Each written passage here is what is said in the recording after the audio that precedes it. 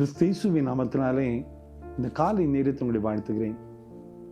இந்த பூமியிலே நாம் வாழும்படியாய் நாம் அழைக்கப்பட்டோம். சங்கீதம் 24:1 பூமியும் அது நிறைவும் கர்த்தருடையது என்று வாசிக்கிறோம். The earth is the Lord's and all its fullness. இந்த உலகமும் அது நிறைவும் கர்த்தருடையது. இந்த உலகம் அந்த ஆசரங்களை ஆண்டவர் படைத்தாலும் கூட பூமியை மட்டும் மனிதனுக்காக ஆண்டவர் படைத்திருக்கிறார். இங்குதான் வாழ அடைக்கப்பட்டிருக்கிறோம்.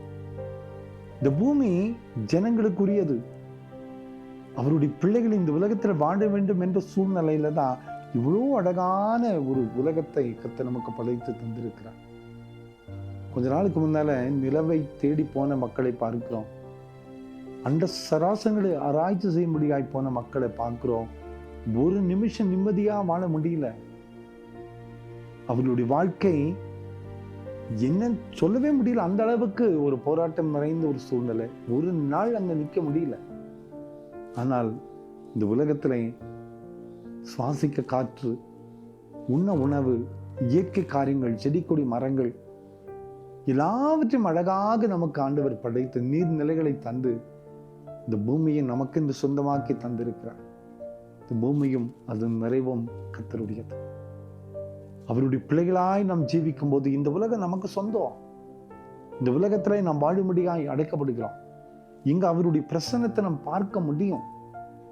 அன்பான குடும்பத்தின் மக்களே, ஒவ்வொரு நாளுமே ஆண்டவர் நமக்கு செய்த நன்மைகளை எண்ணி எண்ணி எண்ணி எண்ணி நாம் துதி சொல்லவே அடைக்கப்படுகிறோம். காலையில் எந்திரிக்கிறோம், காற்று ஃப்ரெஷ் ஏர் கிடைக்குது. எங்கிருந்து? சுவாசிக்கக்கூடிய காற்று இலவசமாய் பெற்றுக் கொடுக்கிறோம்.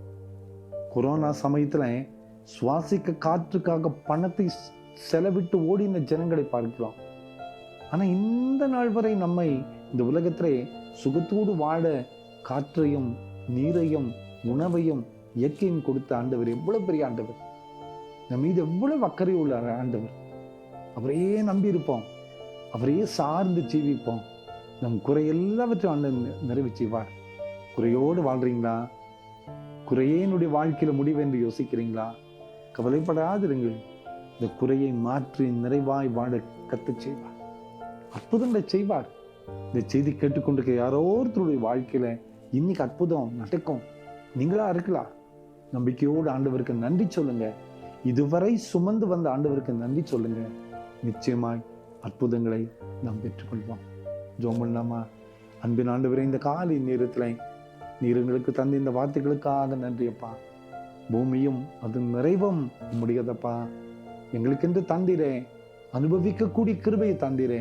எவ்வளவோ நன்றி சொல்லப்பா. இந்த செய்தி கேட்டுக்கொண்டு ஒவ்வொரு மக்களும் நன்றியோடு கடைசி வரை நிற்க உங்களுடைய ஆசீர்வாதத்தை பெற்றுக்கொள்ள கிருபை செய்ய நம்புகிறோம். பிறந்த நாளையும் திருமண நாளையும் நினைவு கூறுகிற பிள்ளைகளை தொடுங்கப்பா.